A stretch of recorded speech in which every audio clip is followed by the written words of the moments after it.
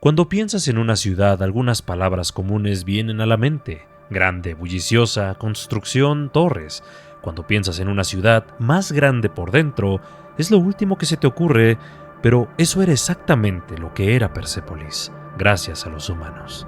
Cuando los Gorax llegaron arrasando, rugiendo y cruzados desde los páramos del sur, nosotros fuimos los primeros en sufrir. No se había visto a esos feroces monstruos en siglos. Se creía que su especie estaba extinta desde la última vez que nosotros, los Evael, nos unimos con los humanos y los Durban. Los Gorax no tenían cultura excepto la violencia, ningún amor excepto la guerra y ninguna emoción aparte del odio. En verdad, eran poco más que bestias que habían desarrollado conciencia por accidente. Y sin embargo, de alguna manera, se habían vuelto más inteligentes. Quizás uno de sus padres de sangre había sobrevivido y finalmente descubierto las magias de los mundos para expandir su mente primitiva. O tal vez solo habían pasado su tiempo construyendo un ejército imparable para arrasar todo lo que se interpusiera en su camino en una marea de piel azul y hachas. Independientemente de cómo sucedió, los Gorax habían regresado con toda su furia de 4 brazos y los Evael fuimos los primeros en descubrir el costo de nuestra arrogancia. Los centinelas que antes recorrían la desolación habían reducido sus patrullas después de siglos de encontrar solo nieve y piedra. Ellos fueron los primeros en caer, sus pequeños fuertes con poca guarnición y fácilmente sobrepasados. Luego llegó a Eliati. La otrora orgullosa ciudad guarnición estaba prácticamente desprotegida. Todos sus soldados enviados al norte a las puertas del mundo para intimidar a los Durban en el mundo alto y forzarlos a abandonar su control económico sobre las piedras arcanas. En el segundo en que la antorcha de Eliati se apagó, todo el imperio Evael supo que algo había ocurrido. La noticia se esparció rápidamente. Aunque los humanos y los Durban no tenían sus propias antorchas, estaban demasiado sintonizados con la magia como para no notar que una se extinguía.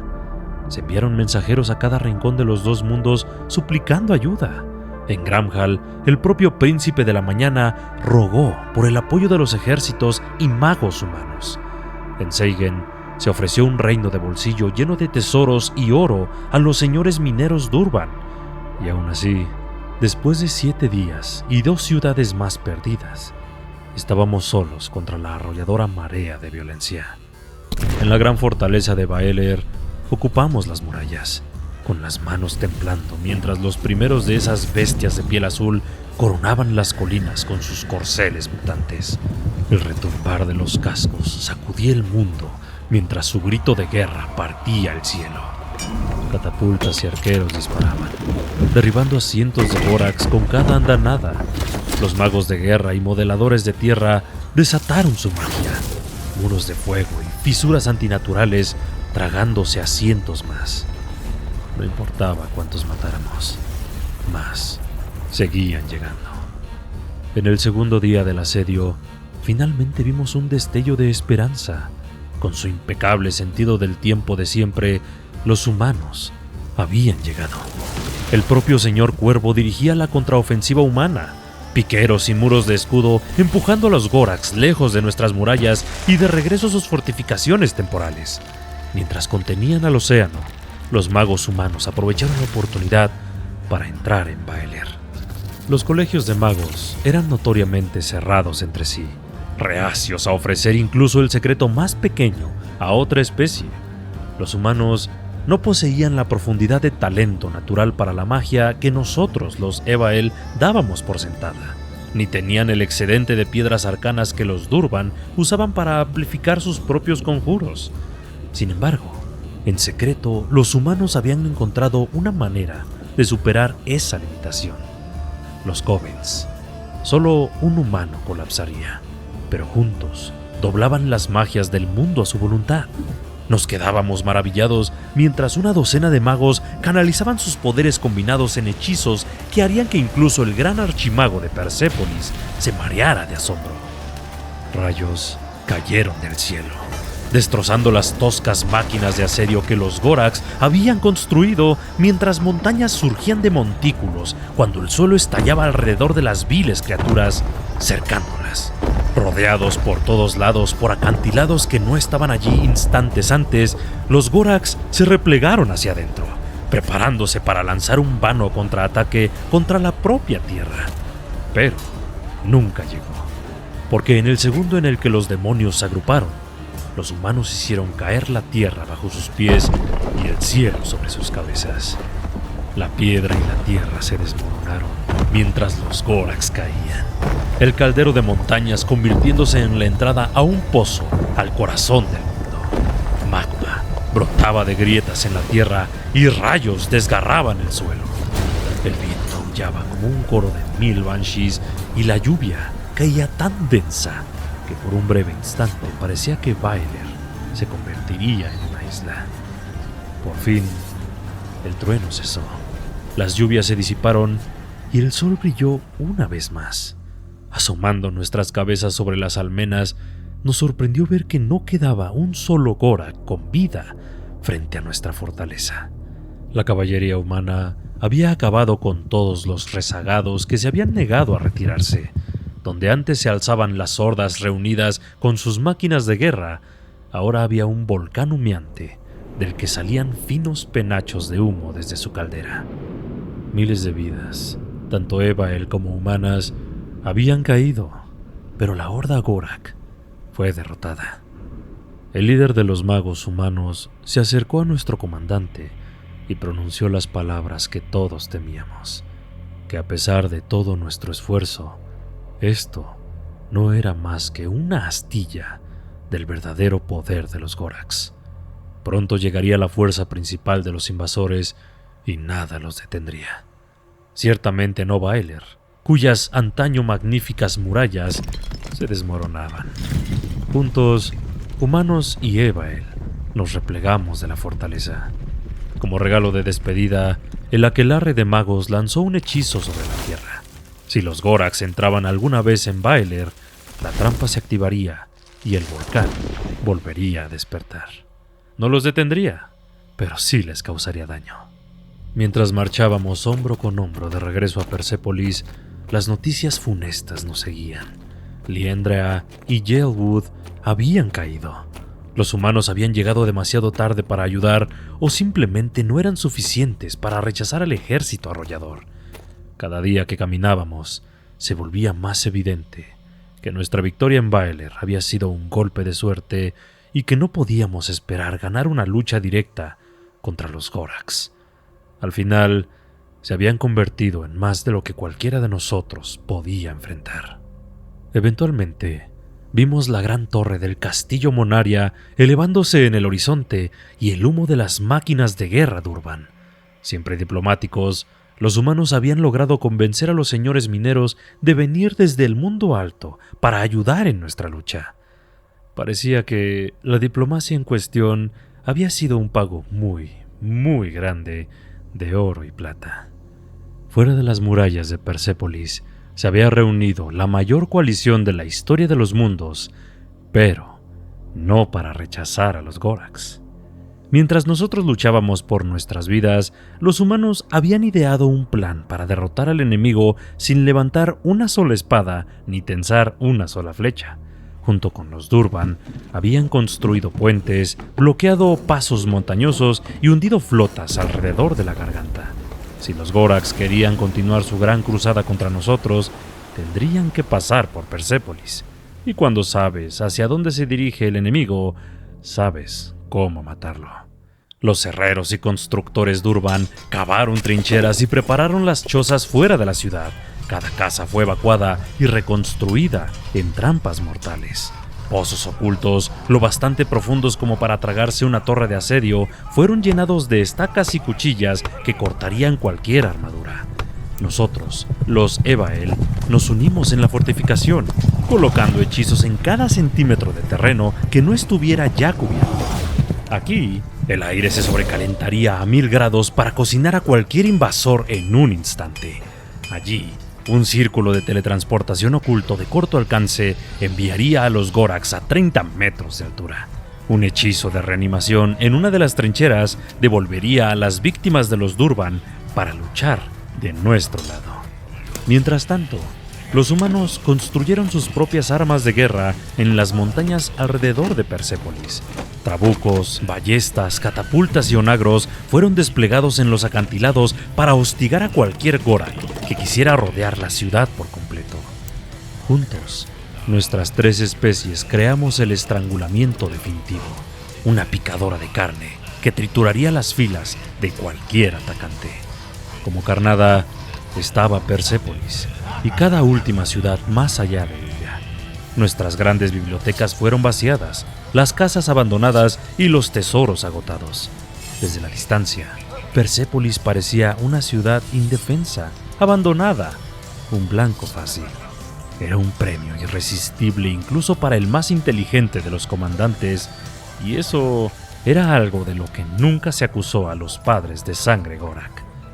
4 días después de nuestra llegada, la guerra comenzó. Si la guerra que asaltó Baeler fue una marea de violencia, esto era el océano entero estrellándose contra nuestras costas. Miles de Goraks morían a cada paso que daban en nuestra tierra de nadie, y cientos más caían cuando miles de proyectiles tras proyectiles se desataban sobre sus fuerzas reunidas. Nada podía detener al océano mientras erosionaba nuestras defensas. Pero eso era justo lo que los humanos habían previsto. En el castillo Monaria, un centenar de los más grandes magos humanos se había reunido para crear el aquelarre definitivo y hacer el sacrificio supremo.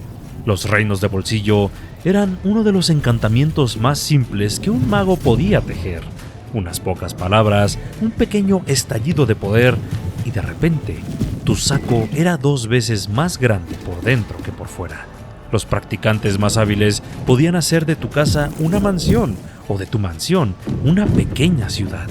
Imagina lo que podrían hacer 100 trabajando al unísono.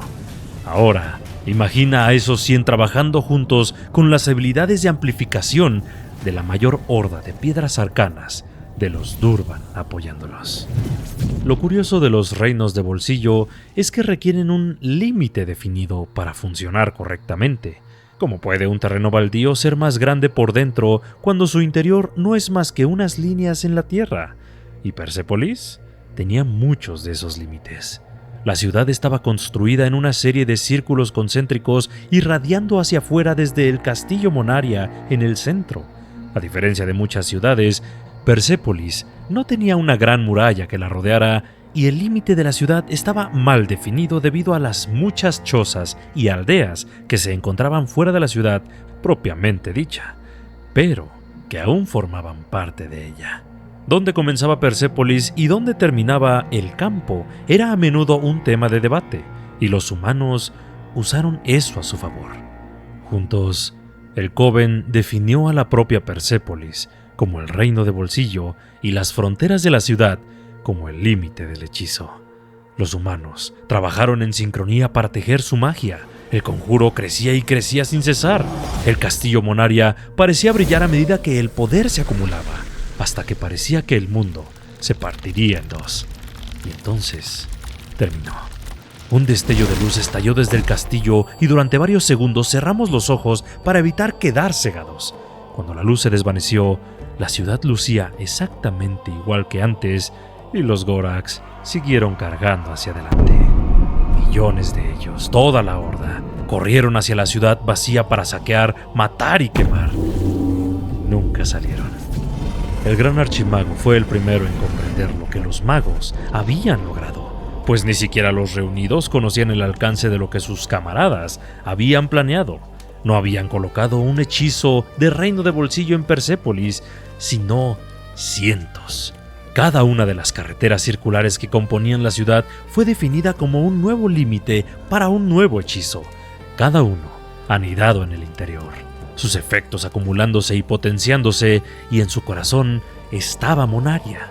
A medida que uno avanzaba hacia el centro, las distancias se estiraban y se alargaban a medida que la magia se volvía más densa. Las calles se volvían tan anchas como las grandes granjas y las manzanas de la ciudad hacían que los paisajes parecieran pequeños.